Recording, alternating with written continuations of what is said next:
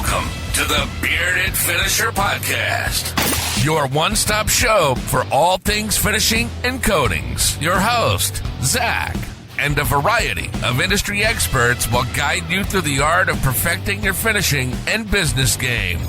From seasoned pros to fresh faces, get ready for tips, tricks, and trends to elevate your knowledge and business to the next level.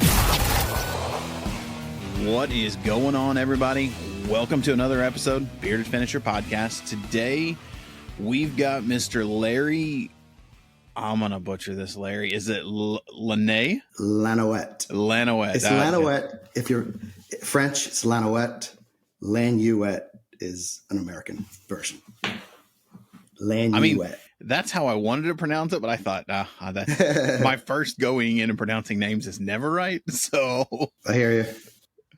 All right. I do the same. Larry here is, I'd say your main company is ICR, correct? International Craft Revival. Main, yes, no, maybe. So my main company really is Consult Panache, and it's my consulting, and I've been doing that for about 9 years. And then a subsidiary, which we just launched January 1st of this year, is ICR, International Craft Revival. Mm-hmm. So in your consulting world, Larry is, if you guys don't know who he is, Larry is an FPE, I would say Master certified. And that is that what the main part of your consulting is FPE work? It is. I consult mainly fine paints of Europe, but I also have a division of that I teach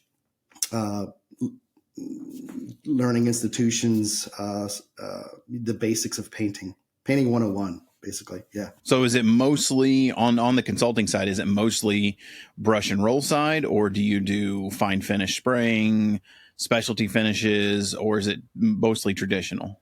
So I do everything, really. So my consultations go from 1 day to 3 years. So if you can imagine exploiting fine paints for 3 years, you're able to. It's insane. I mean, I completely get it. I've from my time back in the painting world, when I had my company in Oklahoma, I played with some Brilliant and some FPE.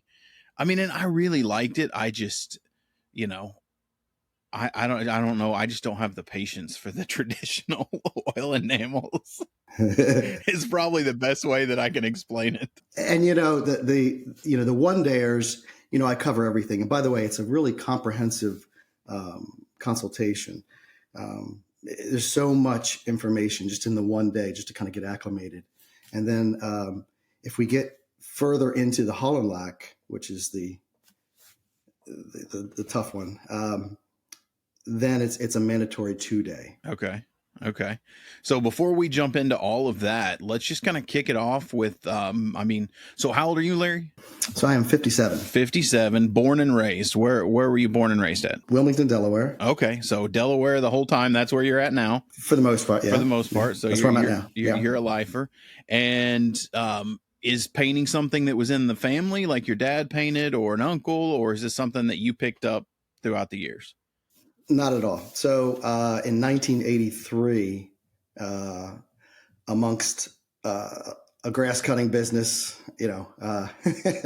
odds and ends, I started painting. And a friend of mine, he was 16, I was 15 at the time, and we started painting for the guy down the street. So that's kind of how it all started, really. I'm from Oklahoma, so math in my head is not a strong suit.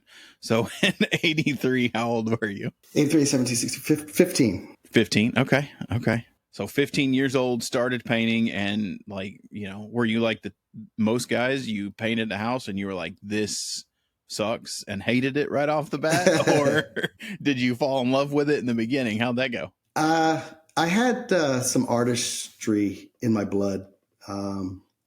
So, I love the artisanal aspect of it, but the business side, now, mind you, I'm 15, I established my first company when I was 18. So, the whole babysitting process of employees, that was a bit rough. Been there. Yep. But, like I said, I love the artistry.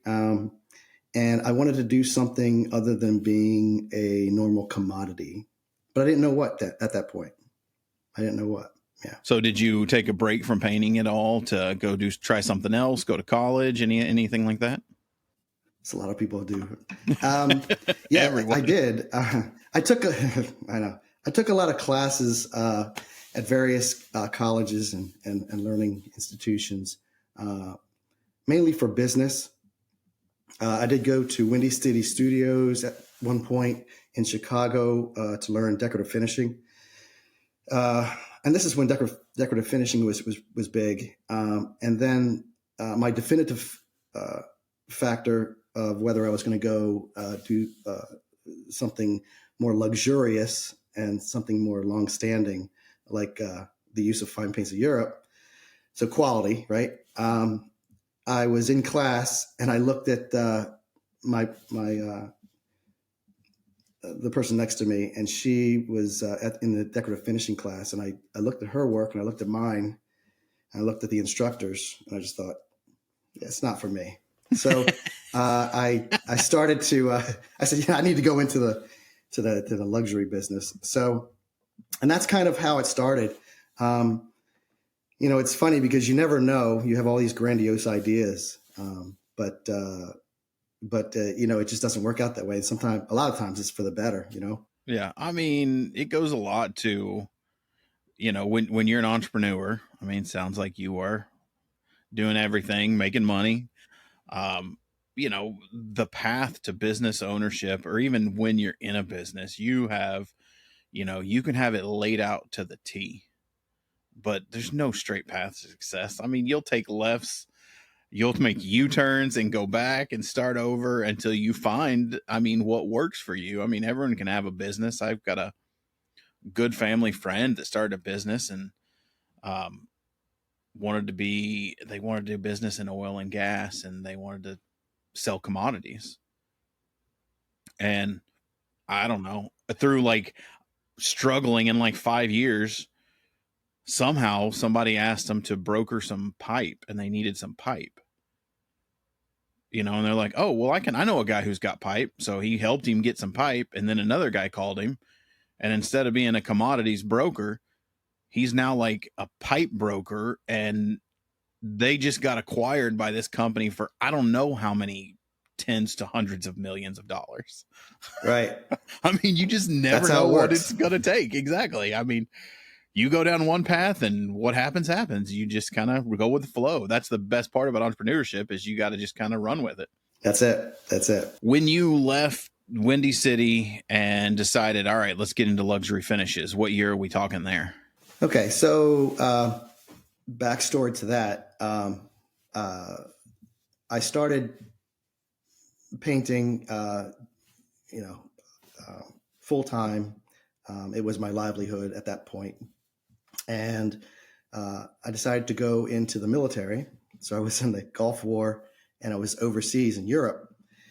And the beautiful thing about that was the fact that I was exposed to the European paints and urethanes and varnishes, and also the processes over there that weren't like in America.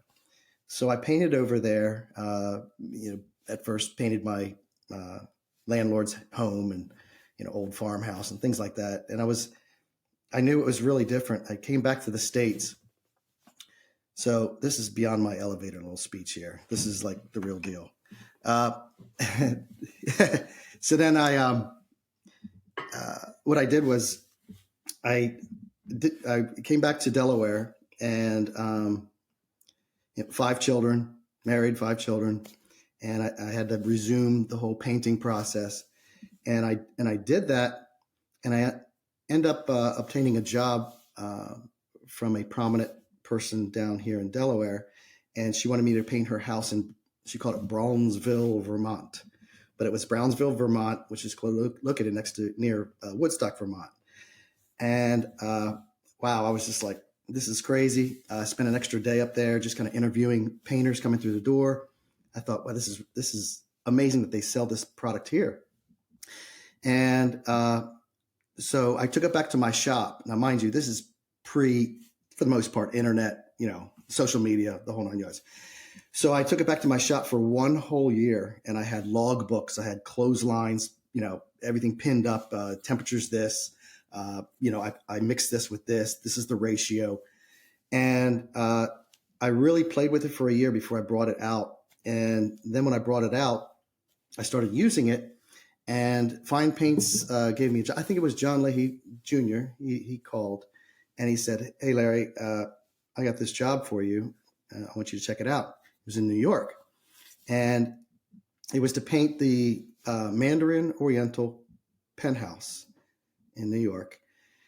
And it was under the direction of a gentleman, designer, Donald Ross. And so I did that for 6 weeks. And from there, there was a guy that was a prominent figure at that time in New York. He was fantastic. And he was sucked up by Martha Stewart. When Martha Stewart was did a lot of colors, Doing her designer phase. Designer thing. Yep. And by the way, she just came back out, and Fine Paints has a fan deck of hers. Oh, now. really? She's getting back into yes, it. I'd heard she might back be into it. Yep. So she's in. So then I end up taking his place. Now she grabbed him for a year. I mean, and this guy was phenomenal. I mean, just drop dead phenomenal. And I took his place. So I started traveling around the country. So now I'm a traveling Fine Paints of Europe applicator. And, it was a lot to learn there. And then one day I sat down and John Leahy and I were doing kind of a show in Washington, D.C. And selfishly, I wanted some initials behind my name. I said, "John, I'm flying around doing all these, and I'm bidding against kind of the same people. There's a certain group of people that are actually flying around as well. And but I want some initials behind my name. I want to be the important, that guy." And he took that concept back to his father at the time. And, between that and whatever else they thought of, they came up with the certification program, which is really cool. So I'm so glad that they didn't take my selfish idea and they incorporated it to other people. And it really worked out. Yeah.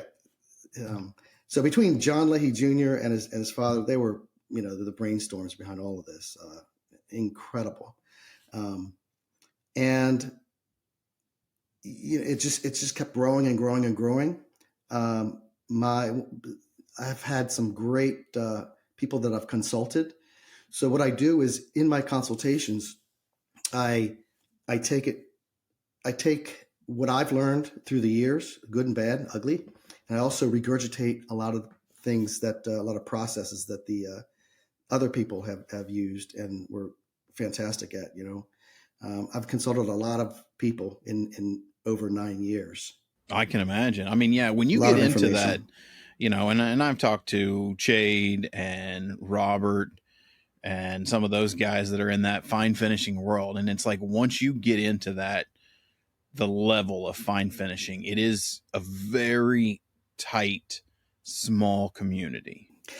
It is. But it's one that pays very well. I mean, but the traveling is one of those ones. Was talking to Chade the other day. He was on a podcast a couple weeks ago, and it was like, man, like the amount of traveling with FPE, and now he's doing it with Vero, and I'm just like, yeah, you guys are crazy. I don't know if I could do that. How long did you think how to word this? So as when they came up with the program, you're still traveling. And then I imagine you're probably going to start helping with the program because, you're out there teaching it, doing it day to day. So how long were you traveling with Fine Paints, doing those high-end jobs to when you decided, okay, I got to get off the road? Yeah. So I did it for many, many years. But what I realized, so to answer your question, it was about, let's see, I'm 57. It was close to my mid 40s. That I started to wind down. And And then, it's something that I realized with the program, there were some voids. And basically my whole premise of a lot of my businesses that I've had was finding where the voids were. And the voids for me were the fact that there wasn't a lot of teaching going on. And then also fine paints, I realized early on that the eye candy of fine paints is hollow lac, which we all know. The money making of fine paints is with all the waterborns. It's with the Eurolux wall paint. It's with the Eco modified paint. It's with the primers. And I knew that if I could incorporate that into the repertoire to where that was the main crux of my business and I could upsell hollow lac whenever I wanted, that was going to be key. So, yeah.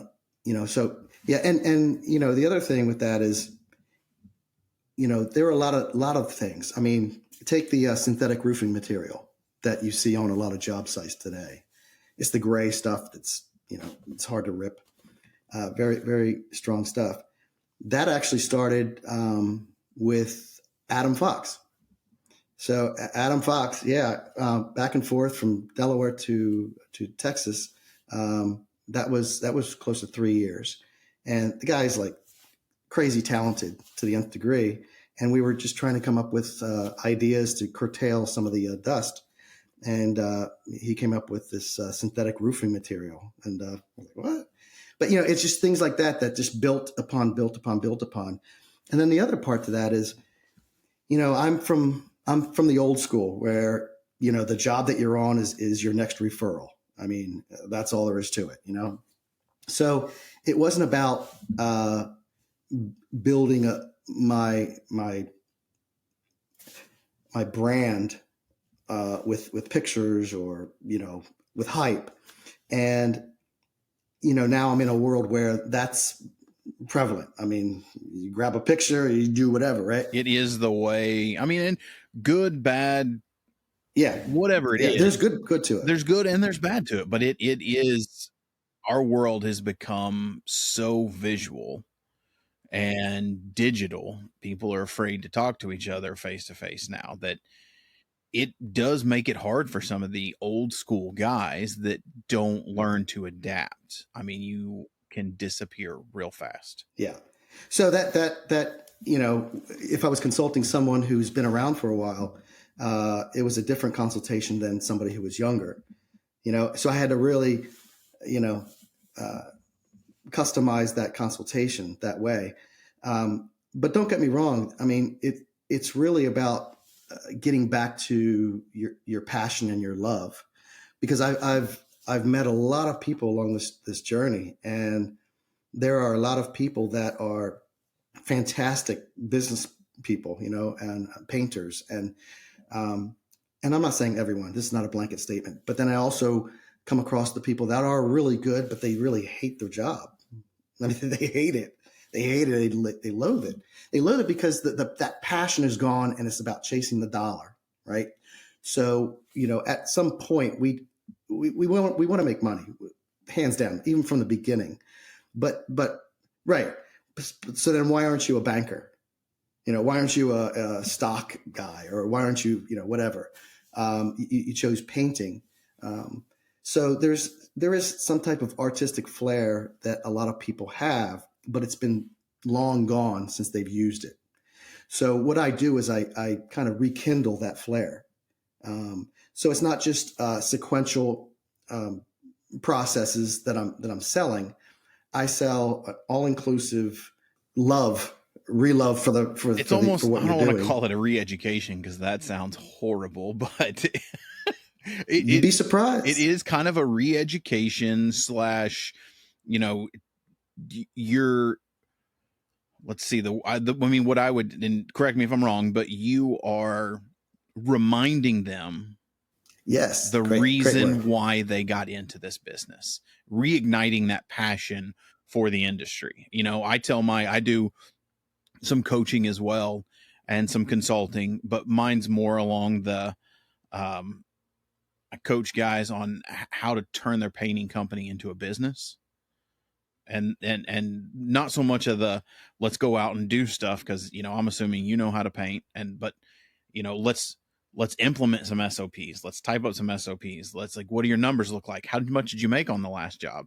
And what has blown me away is the amount of times I'm talking to a guy and I'm like, it's September, and I'm like, what's your gross year to date? Yeah, I don't know. I don't know. What'd you make on the last job? I don't know. And I'm like, wait a minute. But like, I tell guys all the time that you're getting into that world of, guys say, I want a minute to make money. And I try to like restructure that. I was like, I get that, but let's look at it as you want freedom. You love this passion, but you want freedom of money. Not necessarily you want the freedom not to have to worry about money.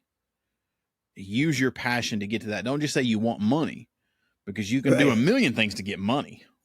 Right. Some questionable, some not.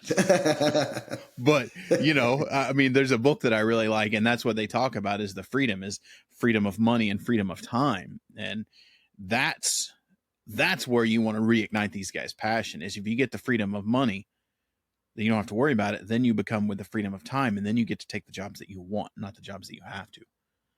You get to stop feeding that beast of what's around you and keeping all the bills paid. Because that's a rough one. I had 12 guys at my highest, and dude, when that beast is in full roar, man, it is brutal to keep. It's always hungry. It is impossible to get it going. And, and that's another one. And I'm curious, I'm in South Central Oklahoma, Texas. And what I always saw in the industry, and I'd love your intake on this, your input, is as a painter, whether you're going to be by yourself or start hiring guys, it always seemed like in this region, it was, you got to stay about 6 guys and it's manageable and you can have some freedom, or you got to have like 30 motherfuckers. Right. There is no in the middle. You're in the middle, and it is a grind, and it sucks. I mean, did you see the same thing up in the Northeast in your experience that it was similar to that? 100%. And then the number that I always had was 6, which was accurate. And then for me, it was 12. And what it is 6 you can manage by yourself. 12 you need help. And then that's where, how do you transition from you controlling all to you, giving some of that control to someone else, and then so on and so forth. So we know that you cannot manage 30 guys by yourself and everything runs great. So there's training programs to do, there's a lot of training to and also a lot of self-reflection. I mean, what do you want to do? When I start my consultations, I start off with an exercise, and it's the age-old question. If I'm a potential client and I'm looking for a painter to paint my house, why should I pick you? Answer the question. And for someone to answer that question, and you'd be surprised how many people go, man, that's a good question. But I'm thinking in my head, every one of your clients and potential clients, that's what they're asking themselves. Why should I pick you? Yeah. Yeah. So, I really want to get rid of the fact that that A, you got the job because you show up. B, you get this time of year, we're in the spring right now. So it's a false hope. Right? Business starts increasing. So you're thinking, man, I'm doing something great. But the reality is you really haven't done anything. You're going to cap out at a certain number this year, like you did last year. And it may fluctuate a little bit, but the thing is, you go year after year after year after year, and you really don't do anything different. And so, this is why I thought, with fine paints, and because fine paints, you do exploit the product to the nth degree. So as far as being a cap, I mean, if there is a cap, it's so far up there. I mean, you can do so much with it. And then also you can ride on the coattails of fine paints and then grow your business like that. It's just like if I had a Ferrari dealership, right? And no offense to Hyundai, but if I had a Hyundai dealership, one is more prestigious than the other. I mean, brand recognition matters, and what I've always really liked about the fine paints model is it's like a franchise, but it's not a franchise. They've got the system, follow the system, follow the method, and they do the marketing for you. And they have the brand recognition. They got the system, they got the brand recognition, they've got instant credibility. You get in that book, boom, instant credibility as a painter. Yeah. And Zach, I tell people I don't sell fine paints, right? So even because I still apply, at certain jobs. I'm about to start a new job right now. And it could, because again, I love the artistry. But I'm not swinging off a 40-foot ladder anymore. Those days are gone. But I tell people I don't sell fine paints. Now, it may be marked on my shirts and my vehicle and everything like that, but I don't go in there and go fine paints, fine paints, fine paints. I sell my process. So I tell people, listen, I stay in my lane, and your lane is, as an applicator, is just that. You're an applicator. So you sell your processes. The paint store sells the paint. Now there is a crossover, but like I don't like the retailer to start selling processes across the counter, right? I mean, but then likewise, if your processes are top notch, and see that's the key. If your processes are top notch, why wouldn't you use the best paint in the world? That doesn't make sense to use a lower grade paint if you're doing everything perfectly. Yeah, your processes are essentially, you're selling your processes, which sells an experience. Yeah, and the experience, hands down, is what anybody's buying. Everything is an experience in today's world. So you sell that experience, and that experience is the process, including the paint, that gives them the best experience, the best end result, whatever it is. Do you want me to use another paint? I can, but you want X result. If you want X result, we've got to use X product. We can't use Y product. Right. And like I said, if you take them, be transparent, and if you take them through that process, right? So in my bids, my bids are 30 minutes long. Why? Because I'm taking them through with pictures. I'm using as many of the senses as I can, other than taste, for them to understand what my process is like, and what their home's going to, the transition their home's going to go through. So I even show pictures of a wall that's heavily spackled with nail pops fixed and everything, and I show pictures of my sanding equipment, Merca, Festool. I show them everything, including the synthetic roofing material. Everything to the point where they understand that my process is different from the other guy, and I'm able to do this. And then the crazy part about this whole thing is, you and I both know the most expensive part of a paint job is not the material, it's the labor, right? So yet we squabble about the material, but then the labor, and the reason why you is skimp because on we the have labor. to reevaluate. Right, we got to reevaluate our process, because if our processes are equating to the type of material we're using, well, then there's a good overview of your business. So if your process is top notch and you go through everything, and by the way, I sleep at night. I did everything, and I bring the customer with me. I bid it a certain way so they see every step that I'm doing. And in the end, it's they're almost in a corner. I hate to say it like that, but they're almost in a corner, because in the beginning of our conversation, they do want a good job, a great job, a fantastic job. Well, I'm going to present to you how it's going to happen as the applicator. Now, it's just common sense for me to use. It's almost nonsensical to use something lower grade after doing all these procedures. So it puts them in a corner to say, okay, do you want really a good job? Because here I am, I'm here, so then, that also says, it goes beyond, hey, I just showed up, I get the job. Or, this time of year, I'm being inundated with calls and everything. So, I'm doing something right. it really needs to be, I'm booked 6 months out, 12 months out, 18 months out, because people are willing to wait for my processes. Fine paint sells itself.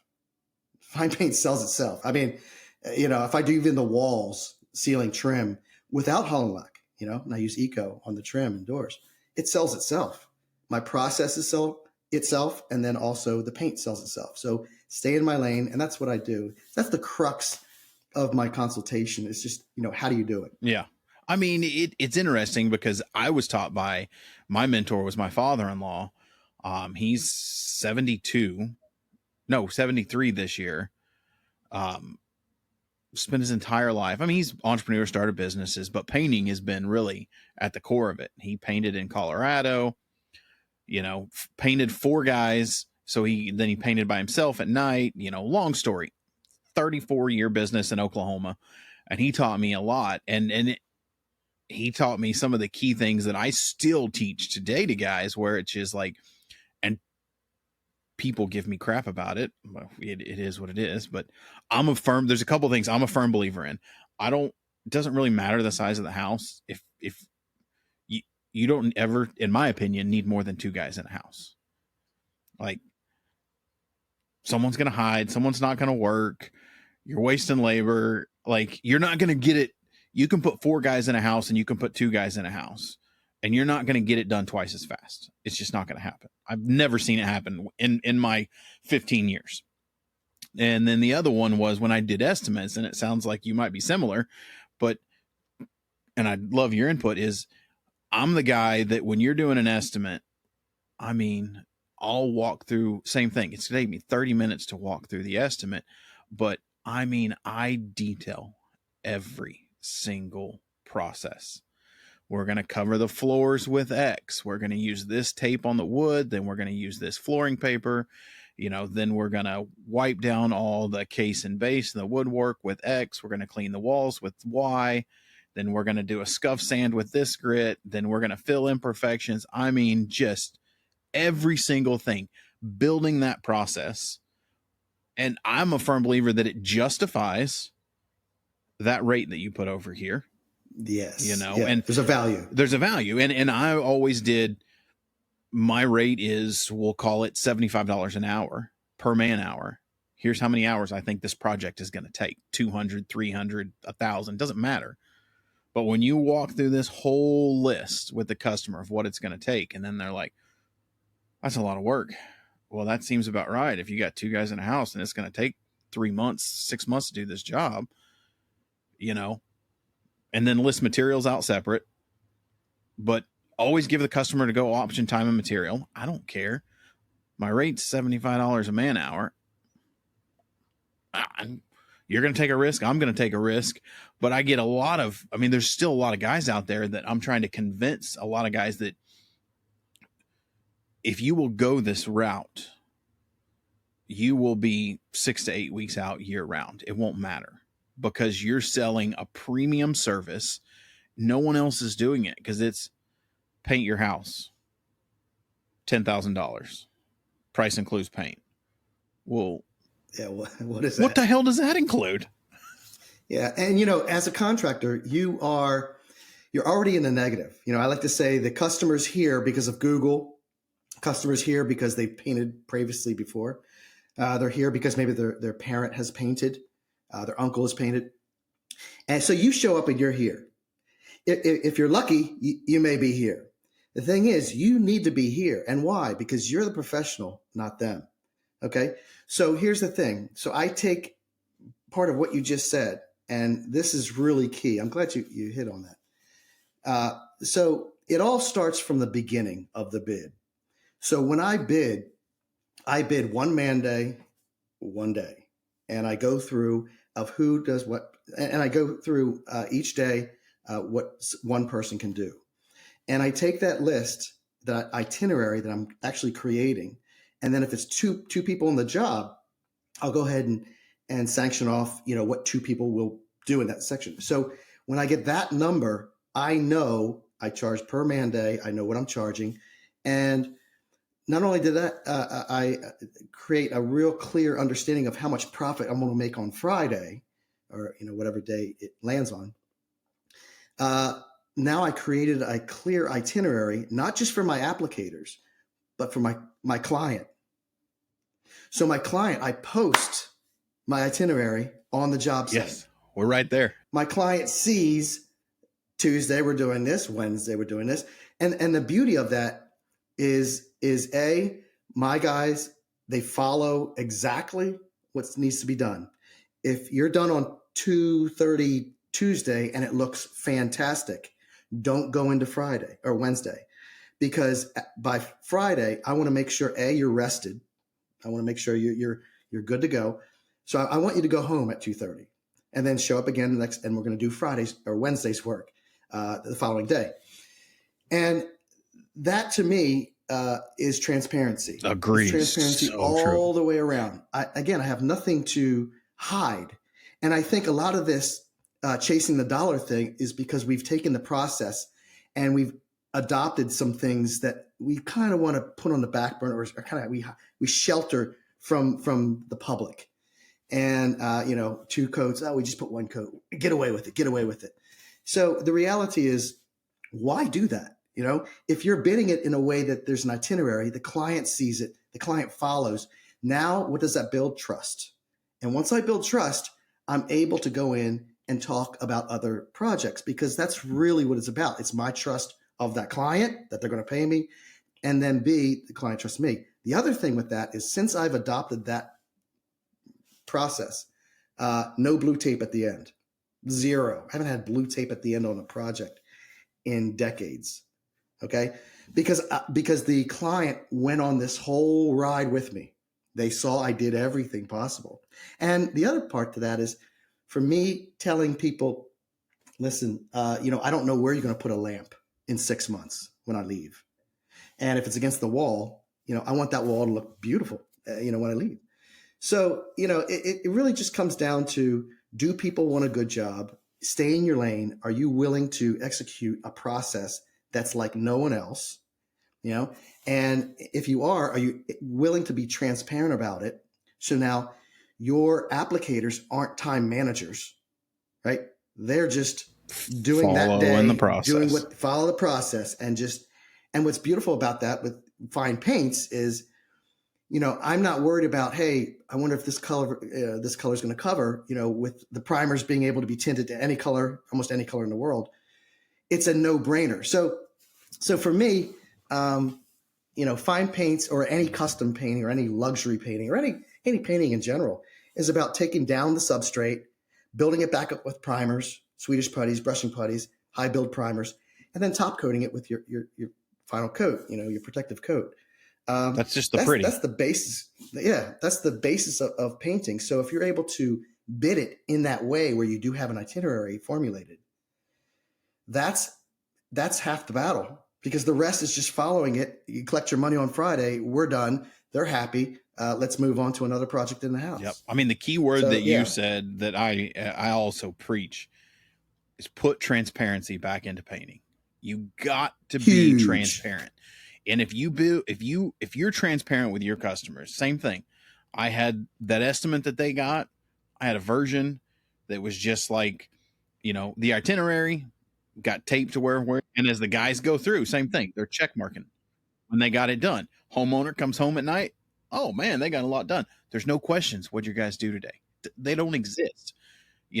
The brand that builds with the customer, the trust, which then builds your brand, then leads you into 5 years down the road. That customer calls you once a year and says, hey, Zach, it's Ellen Mabry. Hey, Ellen, what can I do for you? Hey, me and the family, we're going to Cancun for 2 weeks. Keys are under the mat. There's a list on the island. Can you get it done before we get back? Yes, ma'am. It'll be done. And then it's just clockwork. You have those repeat customers every year on that premium service. We want you to do it when we're not home. We're going to the ski house. We're going here. And I mean, there is no, I want to know what you did at that point. Once you build that trust with the customer, because you were transparent, just stop hiding stuff. Right. That's it. Stop hiding stuff. So I feel guilty sometimes when I charge for these consultations, because I'm teaching just common sense. But we've been on this hamster wheel of a commodity driven company. And, we've been on that hamster wheel, and it's hard to get off, because part of my consultations, I talk about how do you build a bigger company, the old way. Well, I'm going to increase in employees. I'm going to buy better equipment. I'm going to, and you have all these things that you do, usually in the beginning of the year. It's your New Year's work resolutions. But then all of a sudden crap hits the fan. It's spring. Things are going nuts. You're just trying to keep up with the bids and writing them out and, doing a good job. And everything's out the window. And this happens over and over again. We expect different results every year. Hello, that's insanity. So what I realized that early on not in the mid 90s, and late 90s. And that's really what helped transform my company into what it is. And in doing so, like I said, I captured a lot of people, that their good, bad, and ugly processes, and how they did business, how they ran their company.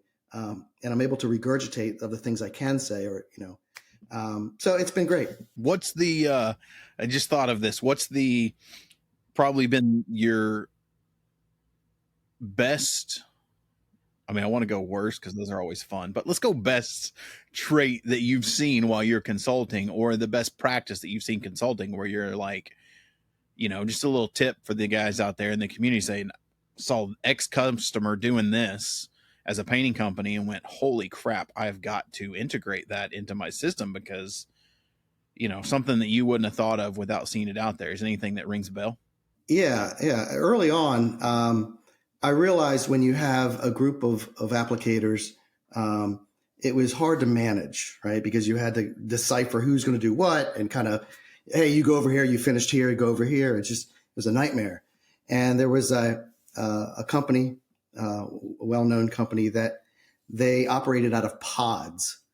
So the pods of painters. So if you had an upstairs and a downstairs in a house, one pod went upstairs and another pod went downstairs.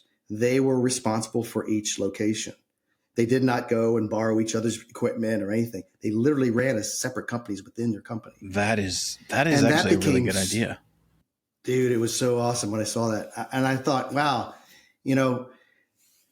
that alleviates a lot of headache. And because once you have a game plan and then all of a sudden you change it up halfway through, you're kind of screwed on your profit. Really, what is your profit? Now you're doing this. Gosh, I hope I hope it works out. But if you keep things simple, and if you create that itinerary type of situation, right? Everybody's following, when everyone's done, and by the time they're done, you can move that person, if they're done the downstairs, and the upstairs has another couple more days.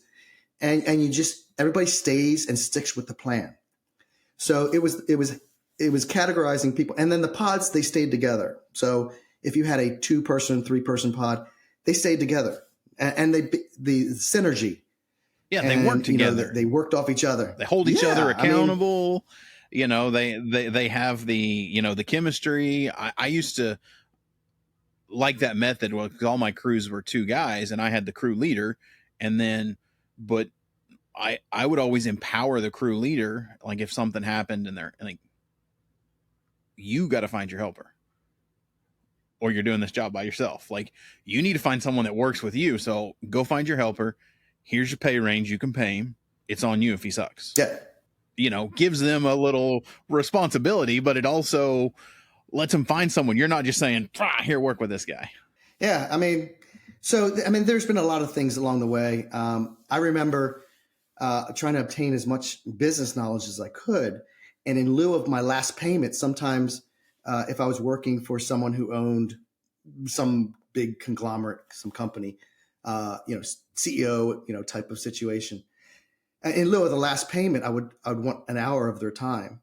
And I've done that. And we just sat across their desk, and I had a list of questions, and we just boom, boom, boom. So to me, that was real world education. Yeah, right? That's an excellent idea. Dude, it was awesome. And that really helped me out for many years. I remember taking a couple courses, and that was good too. So a mixture of both is good. And I remember the professor talking, and he said, you're going to sell a widget. Why should I buy it? And of course, everybody's saying, because of this, because of that, because of this, and price and that, and quality. And he said, I don't care. That's what everybody says. I don't care. That's what everybody says. Everybody says that. I don't care. Why should I buy it? And it just made you think, man, I don't know. I don't know. I mean, why should you buy? Because nobody wants to be, because with that exercise I do, nobody wants to be that commodity. But, as I pick on so many people and I say, why should I choose you? And it just comes down to, quality and all this other stuff. And everybody says the same thing. Now, unfortunately, I have to pick you on price. Nobody wants to be there. I mean, nobody wants to be there on price. So, but it makes you self-reflect, And then I also talk about, somebody also once told me, this is another pretty good tip. Let's talk about self-reflection. They would say, oh, hiring is a little tough. Hiring's really tough. How can I hire? It's hard finding people. And what I say is, the people that you're hiring are at least coming to you for work. That's who your company is drawing in. I mean, on a personal note, if we're looking for a mate, man, yeah. Right. I mean, if you're living like, Hellraiser, then guess what you're going to attract, right? Yep. So so that's a reflection. So if you're saying, man, I'm having a hard time, well, because people don't want to work with you or work for your company. Your company doesn't offer something that somebody else does. So hence you're a commodity. So why should somebody come and see you? So a lot of times the egos are so big, they think, well, because it's me, I should work. You should work for me because it's me. But the bottom line is, in the end, it doesn't matter, because when the ego starts to take over, the problem is they can take their business from A to B, but from B to C, they never thought about that. A lot of us, that are even listening right now, they've taken their company from A to B, but they don't know how to go further. Like, what do you do? Unless you grow an arm out of your neck, what you end up start doing is like personal things. Look at the steak I'm eating, look at this, look at this.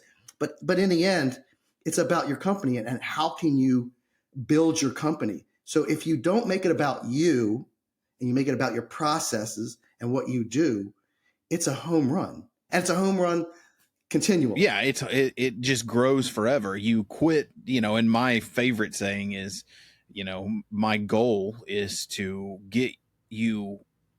we got to get you out of working in the business and working on the business. If you spend your time working on the business, it will run itself. Right. 100%. And that's it. I mean, and I was just leaning back to what I used to ask guys. I love that. And I may have to, partake of that. My big question I always ask guys when I first meet them and do a consult, doesn't matter if it's a manufacturer that's wanting to grow or anything. My first question is, what do you want? Yeah. Yeah. I mean, that to me is, if we don't know what we want in life, we don't have a foundation to start anything. You're just, as my grandpa always said, you're just peeing in the wind. You're not doing anything but getting wet. That's it. 100%. I mean, it's so funny because just like I said, you corner I hate that word, but you corner the client, potential client, with your bidding process. I also corner people in the sense of, asking them, what do you want? And they all say, well, we want to be successful. I want to make money. I want to do this, that, and the other. So then you lay out these basic common sense things, right? Getting them off that hamster wheel of commodity and steer them in a way that the ceiling is really far up. I mean, you don't have to stop at this level here. You can go as far as you want.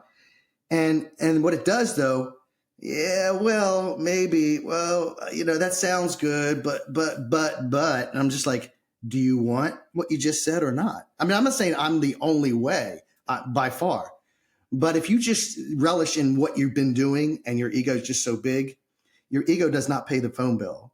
And so, but people think it does, or it will. And again, you get from point A to B, you can't take it from B to C. You're not going to grow, period. So, hey, let's, do you mind if we switch and talk about? Yeah, well, that's exactly where I was going to go. I was saying, hey, I know I read your mind, I man. don't want to keep you too long, but let's switch over to ICR and how, the consulting side led into ICR, and let everybody know what ICR is. Yeah. So, in life, I always believe that the pendulum always swings from one extreme to the other. And it's just extreme. I mean, we get it in politics, we get it in the personal lives, you name it.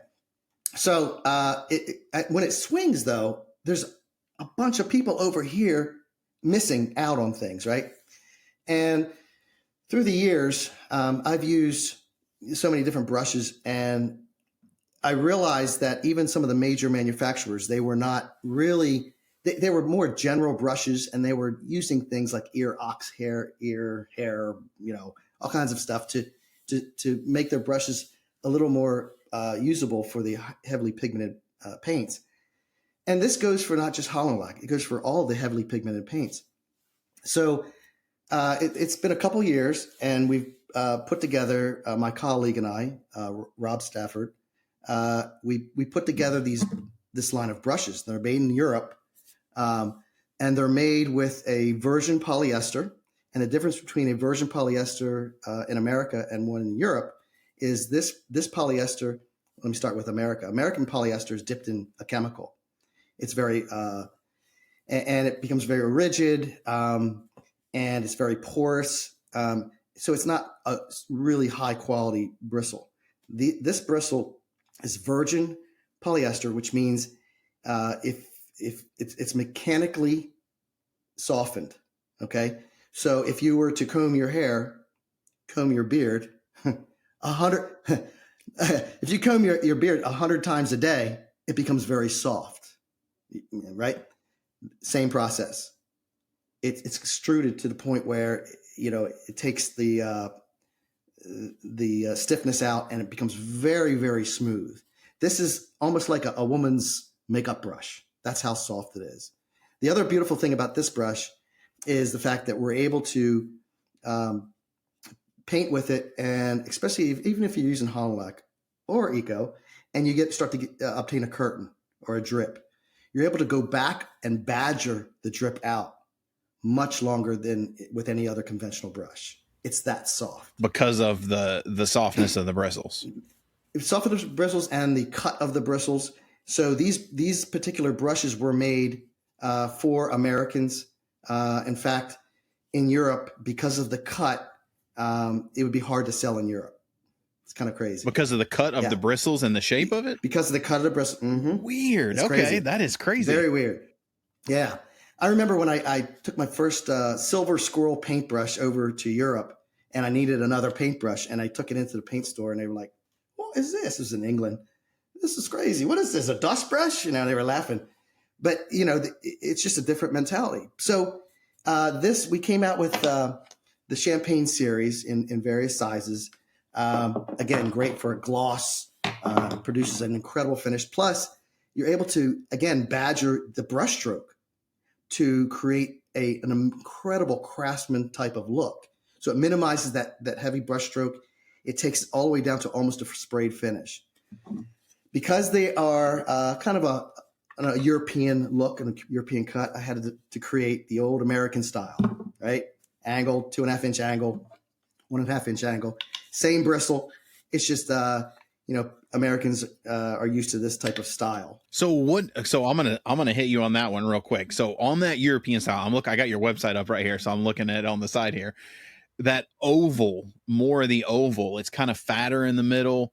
Like, is that the European style? I mean, I'm not 100% with brush and rolling. I didn't do a ton of it. Most everything we did was sprayed. When it came to wood and trim, but I don't remember where somewhere I picked up that oval shape, and I'm like, why is this so much easier to paint with? It's amazing. Yeah, because there's more bristle that comes in contact with the substrate.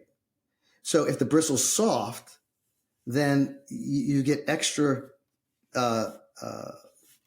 access to a smoother line because of the amount of bristles making contact with that substrate. The other thing is the fact that these brushes, the bristles only go down to this line here. And what that does is it doesn't hold a lot of paint. So it's not a forever washout. In fact, this is a brush I use for my brush outs to show people, and it cleans up really well, like it's insane. The bristles themselves are not hollow like a synthetic bristle. They're solid. So it cleans up really, really well. It's a long-lasting brush. And then we came up with, these are our production brushes, and really cool brush. I shortened the bristle. I created a different taper on it, and also made them into angles. So we have two sizes there. And again, it's a production brush. This is mainly for wall, ceiling trim, flats, satins. This is basically for cut-ins and things like that. Yeah, cut-ins. I mean, the ferrule's nice and thick. It holds a lot of paint. It doesn't flick. It's nice and light. Yeah, it's really nice brush. We just came out with that one. Hold on, there's two more here. And this is our spalter brush. So this is incredibly smooth. I wish you could touch it. It's incredibly smooth. So people tip off with this brush, or they use it as is, right out of the bucket. And this will produce a glass-like finish. So this is the one when you've got some of these guys that are reaching out, that want to do some roll and tipping on some Holland Lac Brilliant. This is the one you want to use. I see those really thin brushes, and at glance, they just look like chip brushes. But I'm like, you can't use a chip brush on that. Right. Yeah. So here's the crazy part. Now, this is an exclusive for Zach. All right. So we have those brushes. These are in production. So these are just the samples that we have. And this brush is going to be the game changer, because this particular brush I'm about to show, it produces a sprayed finish. Straight up. Boom. This bristle is so soft. It's softer than any brush that I've found. This took a while to create from scratch. Man, this is going to be the game changer. How thin is that? I mean, what is the thing? I mean, that looks like it's less than a quarter of an inch. It's not just the thinness, right? It's also the type of bristle. It's a different bristle than anything in America. All these brushes are made over in Europe. And like I said, it produces a finish as if it was sprayed.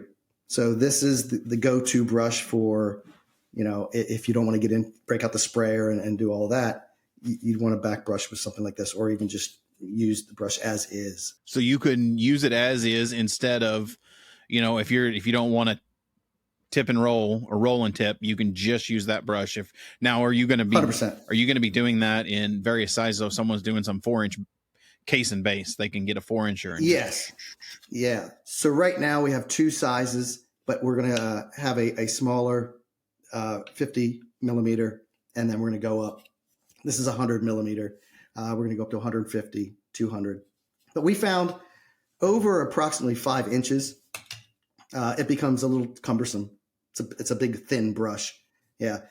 So you gain better control around 100, 150, 120. So we're going to develop those, but they'll be in production. They're in production now, but they'll be ready for retail beginning of May. So now, retail beginning of May. Do you guys specifically only sell on your international craftrevival.com, or are you going to sell through distribution as well? So we're just selling through distribution and internationalcraft.com. So right now, we're in stores in Pittsburgh, in LA, in North Carolina. So we're in various stores in Delaware, and that's the goal, to get us in more and more stores. But we also sell things that are not in retail, and we sell rollers that have ball bearings inside the roller.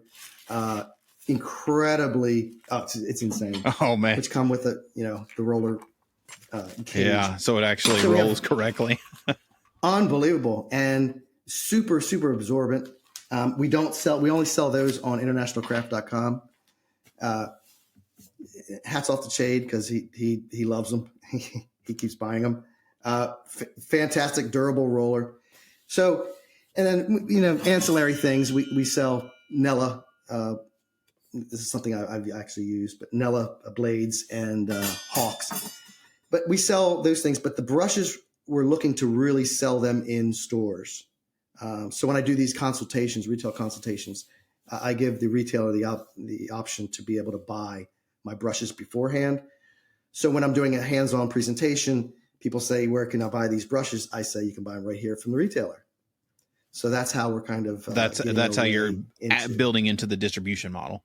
That's correct. Okay. Correct. Okay. Because they see the demand that day. Yeah. And then on your website, I've just kind of pulled it up. Do you list your distributors on there? Not yet, but we will. We need to get a list of your distributors, and we'll put it out there in the show notes of this episode. So people that are out there that are listening, they can go pick them up and stuff. So what about, real quick, and we'll wrap it up. There's a couple things that I always like, on the consulting and finishing side, because you did say you're still doing some finishing. Any fun, exciting projects coming up that you can share? That I can share. That was the key. I mean, I always, in that world, I know there's a lot of NDAs signed. Yeah. Let me just put it this way. There is a couple projects that we're doing, that we're filming step by step.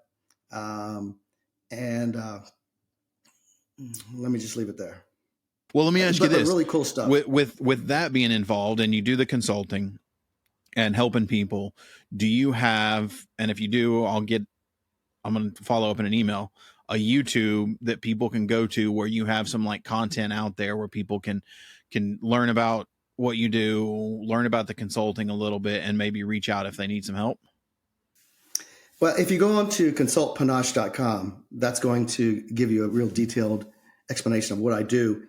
But as far as content of exactly what processes and things of that nature, that's to be continued. That's coming. So make sure, we'll get everybody, make sure they're following you on social media so they can get those updates when it does come. Okay. And then a couple more last ones. One of my favorite ones is, Larry now having a beer runs into Larry at 19. Any advice you would give to yourself to do differently or to keep doing and do more of? Yes. So I'm glad we're just talking about professional. Yeah, we'll say just professional. Yeah. Personals, that's a whole nother hour episode. I need more than a beer. So professionally, yes. And this sounds pretty basic, but it's cut the ego off. The ego will only take you to so far.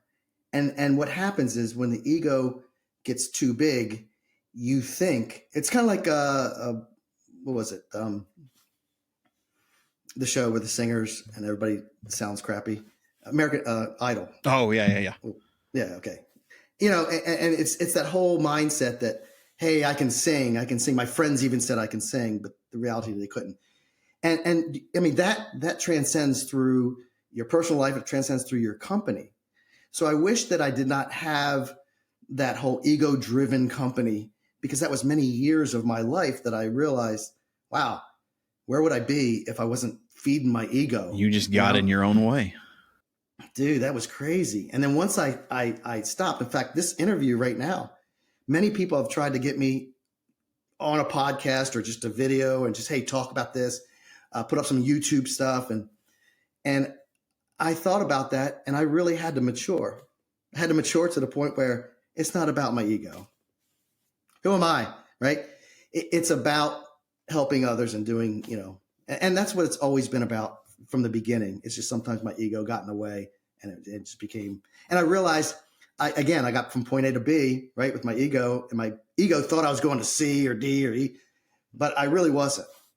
My income didn't say that, who I really was on the outside. And the people that I thought, wow, they like what I'm doing, they like who I am, I realized that if I stopped just a tiny bit of what I was doing, they went away, So, why were they there? So it really just comes down to have some meat with your potatoes. And that's what I would tell my 19-year-old self. That's good. That's excellent advice. Get out of your own way. Get rid of the ego, man. It will make a huge difference. The earlier you do it, the better. Yes. And it's hard. Us 19-year-olds are just full of piss and vinegar and want to go after everything 90 miles an hour. But here's the thing, Zach. We can all say, yeah, that's a good idea. Let's do it. But if you don't have a roadmap to be able to do that, because if you're going to rely on your own self, good luck, because it's your ego that's going to start dictating what that roadmap is, right? So it's a matter of going back to wisdom, going back to, Google only says so much, going back to wisdom and saying, okay, listen, how can I get from point A, B, C, D, all the way up as far as I want to go? And that, tell me the roadmap. What's the next thing? I leave people with homework on my consultations.